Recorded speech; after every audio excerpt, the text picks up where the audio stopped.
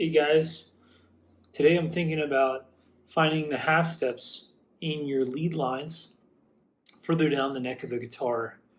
I remember a couple of years ago when I was just getting started with lead playing, being frustrated by the fear of hitting a wrong note further down the neck. I was never sure if the right note or the note I was hearing in my head was a full step away, 2 frets, or a half step away, 1 fret.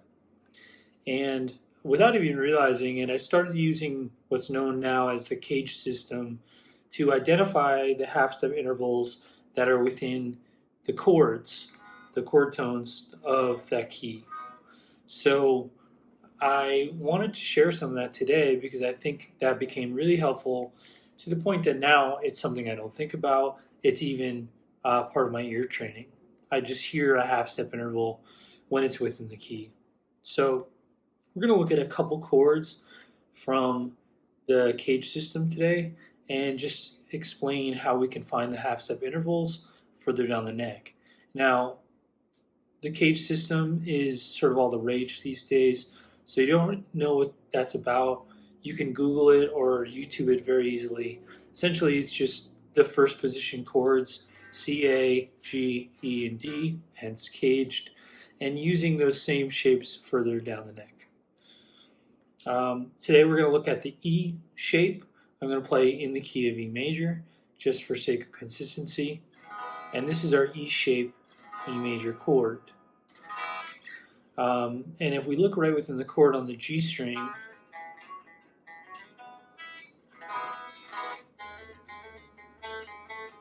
that interval right there is our half step that we need.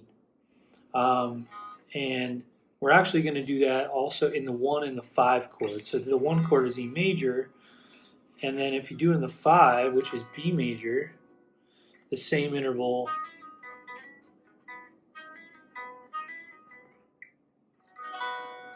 is right there. So knowing where that half step is now we're beginning to piece together these half steps further down the neck. Then if we go to the D chord, or the D shape chord, on the 1 chord of the key, which is on the 4th fret, so this is an E major, our half step interval is on the high E string. And therefore it's also on our low E. But the high E string right there. And then if we go to the 5 chord, B major, which is the 11th fret,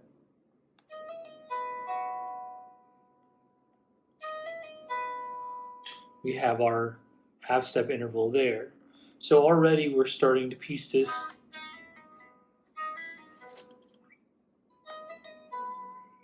half step intervals together right there.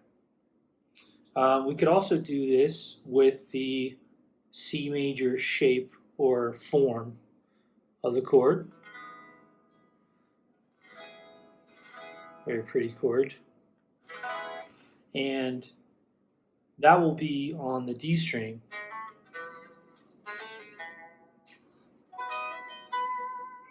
So that's our 3rd to 4th of the key right there. And then we could do that down here as well. This one will be on the 11th fret. Oops.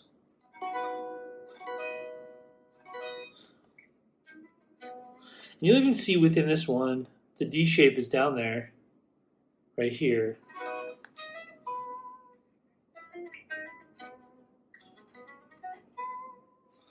So this is just an example of how we can begin to map in our minds and then practice these half step intervals.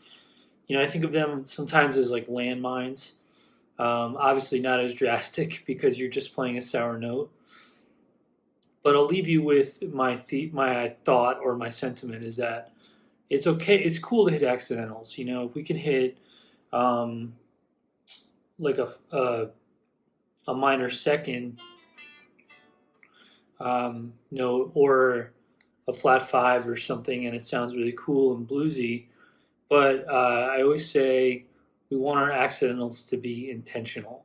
So if we take what we know, these caged chords, and we put them further down the neck within the key, we begin to archive and map this confusing neck here, and we can make sure we don't hit those landmines, those half steps, or we do hit them so that we don't hit any sour notes. Anyways, I hope that helps. Thanks so much. Make sure you subscribe to the channel if you're liking this stuff, and have a good one. Take care, guys.